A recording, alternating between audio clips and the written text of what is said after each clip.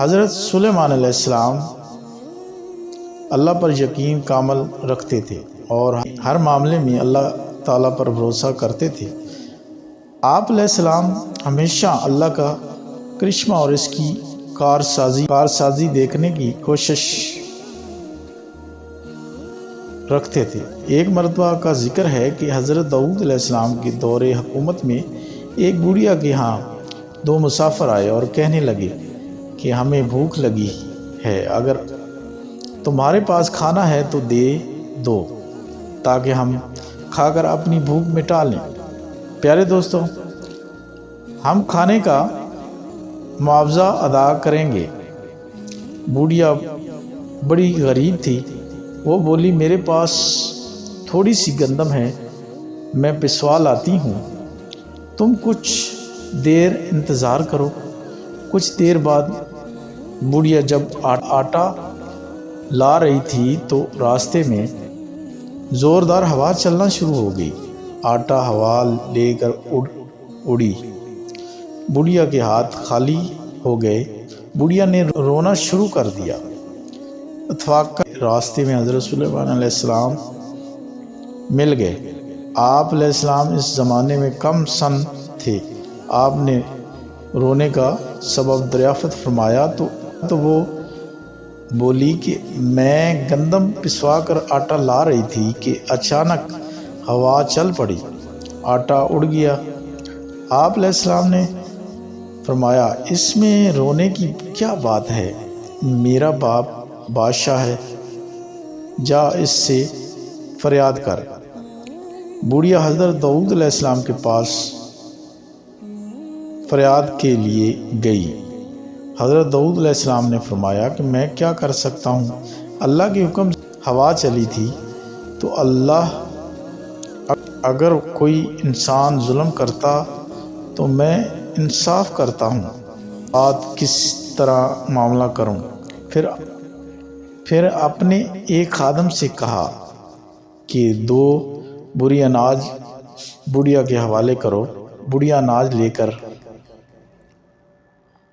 واپس جا رہی تھی تو راستے میں پھر سلیمان علیہ السلام سے ملاقات ہوئی۔ آپ نے بوڑھیا سے دریافت کیا کہ اس نے بتایا کہ بادشاہ نے 2 بوری اناج دیا ہے، وہ میں لے جا رہی ہوں۔ حضرت سلیمان علیہ السلام نے اس سے کہا کہ بادشاہ کے پاس دوبارہ واپس جاؤ اور گزارش کر کے مجھے وہی آٹا چاہیے جو ہوا اڑا کر لے گئی ہے۔ پیارے دوستو، یہ بات بہت حیران کن تھی۔ بوڑھیا نے حضرت سلیمان علیہ السلام کے کہنے پر عمل کیا اور بادشاہ کے پاس گئی اور وہیں سے بات کہی جو حضرت سلیمان علیہ السلام نے بتائی تھی۔ پیارے دوستو، بادشاہ بوڑھیا کی بات سن کر پریشان ہو گیا اور سوچنے لگا کہ میں ہوا سے یہ بات کس طرح کہوں۔ پھر بادشاہ نے بوڑھیا سے دریافت فرمایا کہ کس کے کہنے پر آپ اس طرح کی باتیں کی جا رہی ہو۔ پیارے دوستو، بوڑھیا نے جواب دیا کہ راستے میں ایک کم سن لڑکا ملا تھا، اسے تمہارا ماجرا سنایا تو اس نے مجھے سکھا کر بھیجا ہے۔ حضرت داؤد علیہ السلام سمجھ گئے کہ سوائے سلیمان کے دوسرا کوئی بھی اس طرح بات نہیں کر سکتا۔ آپ علیہ السلام نے سلیمان کو دوبارہ بلوا کر دریافت فرمایا کہ میں کس طرح ہوا سے آٹا لے کر دوں، یہ بات تو میرے لیے ناممکن ہے۔ پیارے دوستو، حضرت سلیمان علیہ السلام نے بادشاہ سے کہا کہ آپ پیغمبر ہیں اور بادشاہ بھی ہیں، آپ دعا کریں تو وہی آٹا واپس آ سکتا ہے۔ پیارے دوستو، آپ نے دعا کی، اللہ نے آپ کی دعا کو سن لیا۔ اللہ نے ہوا کو انسانی شکل میں آپ کے پاس بھیجا۔ پیارے دوستو، حضرت داؤد علیہ السلام نے ہوا سے دریافت کیا کہ اس بوڑھیا کا آٹا کیوں اڑا کر لے گئی۔ ہوا نے جواب دیا، اللہ کا حکم تھا کہ پھر حضرت داؤد علیہ السلام نے ہوا سے پوچھا کہ اس بارے میں جو معلوم ہے ہمیں بتاؤ۔ ہوا نے پورا واقعہ سناتے ہوئے کہا، سمندر میں ایک کشتی آ رہی تھی، اس میں کچھ تاجر بیٹھے ہوئے تھے۔ کشتی میں ایک سوراخ ہو گیا، اس سے کشتی کے ڈوب جانے کا اندیشہ پیدا ہوا۔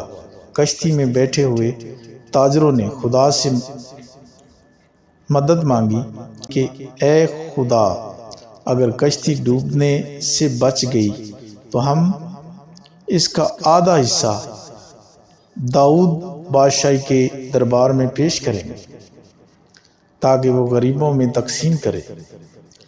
اس کی دعا قبول ہوئی۔